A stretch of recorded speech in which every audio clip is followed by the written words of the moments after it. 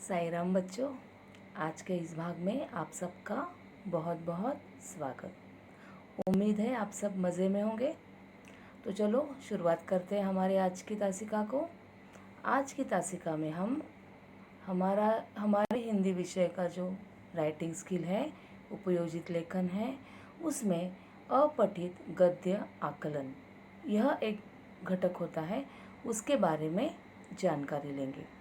इसे आप unseen passage भी कहते हो। ये जानकारी लेने से पहले हम देखेंगे कि ये अपठित गद्य किस तरह से हमें करना है। बच्चों, हिंदी के प्रश्न पत्र में आकलन के लिए लगभग 10 पंक्तियों का एक अपठित गद्य खंड दिया जाता है।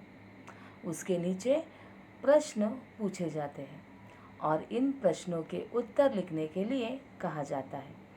ये जो अपठित गद्य आकलन है, ये क्या है, पहले इसे समझ लेते हैं। आपको एक अनसीन पैसेज, मतलब जो आपके पाठ्य पुस्तक से नहीं होता, पाठ्य पुस्तक के बाहर से एक पैसेज, एक गद्य खंड आपको दिया जाता है। आपको क्या करना होता है, उस गद्य खंड को बहुत अच्छी तरह से पढ़ना है। 2-3 बार आप उसे पढ़ोगे, उसे समझ लोगे। उसके बाद उस गद्य खंड पर आधारित कुछ प्रश्न आपको पूछे गए होंगे। आपको उन प्रश्नों के उत्तर लिखने हैं। तो चलो बच्चों, देखते हैं कि यह अपठित गद्य आकलन करते समय हमें किन किन चीज़ों की ओर ध्यान देना है। अब देखो, ये कुछ मुद्दे हमने यहाँ पर देखे हैं कि आकलन करते समय हमें क्या करना है। आकलन करते समय ध्यान में रखने योग्य बातें। पहली बात तो यह है, आकलन में अच्छे अंक पाने के लिए गद्य खंड के भाव को समझकर प्रश्न के उत्तर अपनी भाषा में देने चाहिए। बच्चों, जब भी आप अपठित गद्य आकलन यह प्रश्न सॉल्व करते हो, तो यह ध्यान में रखिए कि अगर आपको अच्छे अंक चाहिए, अच्छे मार्क्स चाहिए, तो आप क्या करोगे, जो भी उत्तर लिखोगे अपनी भाषा में लिखोगे। मतलब पहले तो आप वह गद्य खंड पढ़ोगे, उसे समझ लोगे और उसका उत्तर आप अपनी खुद की भाषा में लिखोगे। जो गद्य खंड में जो लाइनें दी गई है, वैसे कि वैसे हमें उठाकर नहीं लिखने हैं, तो उसे अपनी भाषा में हमें लिखना है। जो विद्यार्थी उत्तर के रूप में मूल परिच्छेद की 2-4 पंक्तियाँ जो कि त्यों लिख देते हैं, उन्हें अच्छे अंक नहीं मिलते। कुछ बच्चों को आदत होती है, क्या करते हैं वो, कि पहले तो पढ़ लेते हैं, चलो अपने प्रश्न से मिलता जुलता जो वाक्य उस गद्य खंड में दिखाई देता है, उसे वह वैसे का वैसा उठाकर वह उत्तर के रूप में लिख देते हैं। लेकिन अगर आपको अच्छे अंक चाहिए, तो आपको क्या करना है, जो कि त्यों नहीं लिखना है, उसको अपनी भाषा में ढालकर आपको लिखना है। दूसरा मुद्दा हम देखेंगे बच्चों, गद्य खंड को 2 बार ध्यान से पढ़िए। प्रत्येक प्रश्न के उत्तर की कच्ची रूपरेखा बनाइए। जैसे कि मैंने आपको पहले ही कह दिया है कि आप उस गद्य खंड को 2-3 बार अच्छे से पढ़ोगे, उसको समझ लोगे। उसके बाद प्रश्न क्या पूछा है उसके बारे में सोचोगे और फिर उसका एक उत्तर आप बना लोगे, एक कच्ची रूपरेखा बना लोगे कि किस प्रकार से आपको उस प्रश्न के अंदर उस उत्तर को डालकर अपनी भाषा में लिखना है। तीसरा मुद्दा हम देखेंगे बच्चों, अपेक्षित उत्तर सरल भाषा में लिखिए। प्रत्येक उत्तर संक्षेप में हो। जो भी उत्तर आप लिखोगे उसे आपको सरल भाषा में लिखना है, इजी लैंग्वेज यूज़ करनी है आपको, और प्रत्येक उत्तर संक्षेप में होना चाहिए। बहुत ही बड़ा उत्तर आपको वहाँ पर नहीं लिखना है। जो भी उपयुक्त वहाँ पर महत्वपूर्ण मुद्दे होते हैं उनको लिखना है आपको। उसको ज़्यादा बड़ा आंसर जिसे कहते हैं ना हम, वैसे आप नहीं लिखोगे, तो संक्षेप में आपको लिखना है, दीर्घ उत्तर नहीं लिखना है। पूछे गए प्रश्नों में अंतिम प्रश्न गद्य खंड के लिए उचित शीर्षक देने से संबंधित होता है।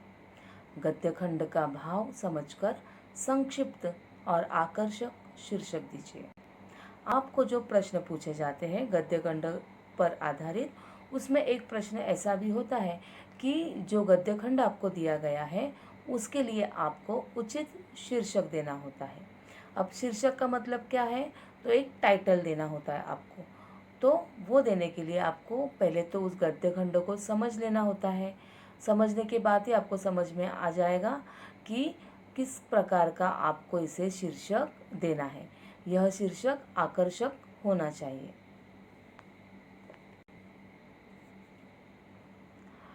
जो आखिरी मुद्दा है वह हम देखेंगे कि उत्तरों की लिखावट सुंदर और साफ होनी चाहिए।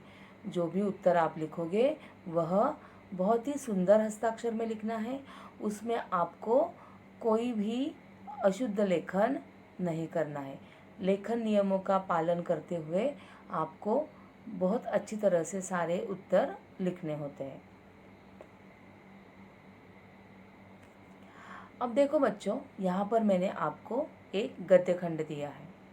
बहुत ही इंटरेस्टिंग है, आपको भी बहुत पसंद आएगा, क्योंकि बहुत ही जैसे आपकी एक स्टोरी होती है ना, वैसा ही ये गद्य खंड है। तो उसे हम क्या करेंगे, पहले एक बार पढ़ेंगे और उसके बाद उस पर आधारित प्रश्नों के उत्तर हम देखेंगे। तो चलो मैं एक बार आपके लिए वो ये गद्य खंड पढ़ देती हूँ।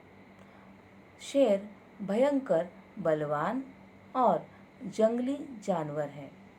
वह सब जानवरों से निडर, शक्तिशाली है। शेर को जंगल का राजा कहते हैं। इसकी आवाज़ को दहाड़ कहते हैं। शेर मांसाहारी जानवर है। शेर बड़े बड़े जानवरों को मार डालता है और उनका मांस खाता है। शेर रात को शिकार करता है। शेर अपनी ताकत के लिए प्रसिद्ध है। भारत और अफ्रीका के शेर मशहूर हैं। चलो बच्चों, फिर से एक बार हम इस गद्य खंड को पढ़ते हैं। शेर भयंकर, बलवान और जंगली जानवर है। वह सब जानवरों से निडर, शक्तिशाली है। शेर को जंगल का राजा कहते हैं। इसकी आवाज़ को दहाड़ कहते हैं। शेर मांसाहारी जानवर है। शेर बड़े बड़े जानवरों को मार डालता है और उसका मांस खाता है। शेर रात को शिकार करता है। शेर अपनी ताकत के लिए प्रसिद्ध है। भारत और अफ्रीका के शेर मशहूर है। तो बच्चों, देखा हमने, इस प्रकार हमने क्या किया है, इस गद्य आकलन का 2 बार अच्छे से वाचन किया है। देखिए बच्चों, अब हम इस गद्य खंड पर आधारित प्रश्नों के उत्तर देखेंगे। ठीक है, पहले तो हमने इस गद्य खंड को अच्छे से पढ़ लिया है। अब हम क्या करेंगे, इस पर आधारित प्रश्नों के उत्तर देखेंगे। देखिए बच्चों, पहला प्रश्न है, जंगल का राजा किसे कहते हैं? इसका उत्तर हम लिखेंगे, जंगल का राजा शेर को कहते हैं। दूसरा प्रश्न है, शेर की आवाज़ को क्या कहते हैं? इसका उत्तर हम लिखेंगे, शेर की आवाज़ को दहाड़ कहते हैं। तीसरा प्रश्न देखिए, शेर कब शिकार करता है? इसका उत्तर हमने अपने गद्य खंड में देखा था, शेर रात को शिकार करता है। चौथा प्रश्न देखिए बच्चों, शेर किसके लिए प्रसिद्ध है? इसका उत्तर है, शेर अपनी आवाज़ के लिए प्रसिद्ध है। 5वां प्रश्न है, कहाँ के शेर मशहूर है? इसका उत्तर हम लिखेंगे, भारत और अफ्रीका के शेर मशहूर है। बच्चों, मैंने आपसे कहा था कि आपको एक प्रश्न ऐसा भी पूछा जाएगा कि जो दिया गया गद्य खंड है उसके लिए आपको एक शीर्षक लेना होता है, एक टाइटल देना होता है। तो उसके लिए क्या करना था हमें? तो पहले तो हमें उस गद्य खंड को अच्छे से पढ़ना था, समझना था, और उसके बाद एक उचित शीर्षक हमें उसके लिए देना था।